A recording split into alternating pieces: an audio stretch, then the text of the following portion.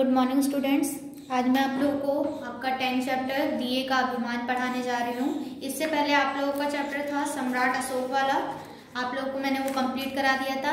आज मैं आप लोगों का 10th चैप्टर दिए का अभिमान पढ़ाने जा रही हूँ। ठीक है, ये एक कविता है, पहले मैं इसको पढ़ती हूँ, फिर मैं आप लोगों को इसका अर्थ बताऊँगी। जलते जलते कभी दिए को हो आया अभिमान, लगा सोचने सूर्य चंद्र से भी मैं अधिक महान, क्योंकि सूर्य तो करता आकर दिन में सिर्फ प्रकाश, किंतु रात के अंधकार का मैं ही करता नाश।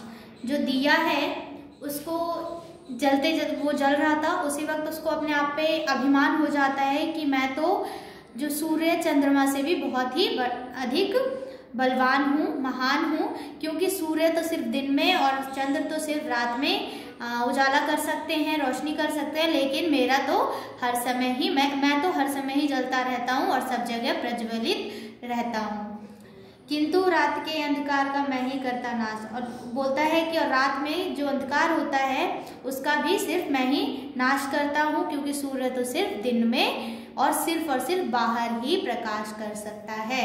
शशि भी मिटा नहीं पाता अंदर का अंधियारा। शशि चंद्रमा को कहा गया है। शशि दिया बोलता है कि जो चंद्रमा होता है, चंद्र होता है, वो कभी भी अंदर का अंधकार, घरों के अंदर का अंधकार नहीं मिटा पाता है, वो सिर्फ बाहर ही उजियारा कर सकता है, अंदर के अंधियारे को नहीं मिटा सकता। मैं ही घर के कोने कोने को करता उजियार, और मैं ही हूँ जो घर के कोने कोने को उजियार करता हूँ, उजाला फैलाता हूँ, क्योंकि दिया तो घर में भी जलता है और जो चंद्रमा की रोशनी है वो सिर्फ बाहर ही रहती है। तो दिया बोलता है कि वो लोग तो सिर्फ बाहर ही उजियारा कर सकते हैं, लेकिन मेरा जो उजियारा है वो घर के कोने कोने को चमकाता है। और जो कि नक्षत्र गगन के उनकी कुछ ना गिनती, टिम टिम करते रहते वे बेचारे दिन। यानी कि और जो आसमान में और भी जो ग्रह है, नक्षत्र है, तारे हैं, ये सब भी कुछ नहीं कर पाते, वो सिर्फ टिमटिमाते हैं लेकिन उजियारा नहीं कर पाते। इस घमंड में सिर ऊंचा कर लगा व्योम में दृष्टि, और इसी घमंड में वो अपना सिर ऊंचा करके, इस घमंड में वो अपना सिर ऊंचा करके लगा व्योम में दृष्टि, और व्योम को यानी कि आकाश को देखने लगा। अहंकार की आंखों से वह देख रहा था सृष्टि, और घमंड की नजरों से वो पूरी सृष्टि को देख रहा था कि मैं तो इस सृष्टि में सबसे ज्यादा महान और बलवान हूँ। इतने में ही लगा हवा का हल्का सा झोंका, सिर नीचा हो गया, बुझ गया रही धुएं की रेखा। और इतने में ही जैसे ही वो ये अहंकार के साथ आसमान में देखता है, उतने में ही एक हवा का झोंका आता है और उस दिए को बुझा देता है। और सिर्फ जब दिया बुझ जाता है तो उसकी धुएं की रेखा रह जाती है। पास पड़ी थी दिया सलाई, जली जला फिर दीप, बुझे दीप में प्राण ज्योति भर, बोली मेरे मीत। सोचो क्या आंधी तूफानों के ये सतत प्रयास, बुझा सके रवि शशि नक्षत्रों का भी कभी प्रकाश। युग युग से जलती आई है इनकी ज्योति अखंड, छोटे मुंह बढ़कर बातें करो ना यो उड़न। मिटा गया हल्का सा झोंका ही तुमको तो एक और खिंच गई मस्तक पर यह कलंक की रेख।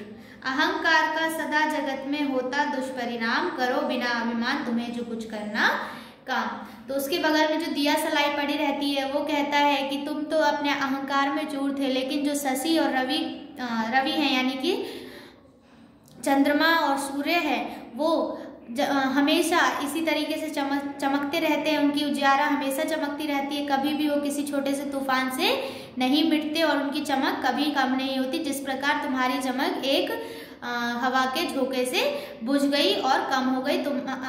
इसीलिए कभी भी कोई काम करना होता है तो हमें अहंकार से नहीं करना चाहिए। जिस प्रकार इस दिए को अभिमान हो गया था अपने ऊपर, लेकिन उसका एक हवा के झोंके ने उसका अभिमान तोड़ दिया और उसके मस्तक पे हमेशा कलंक की यानी कि अहंकार की रेखा खींच गई।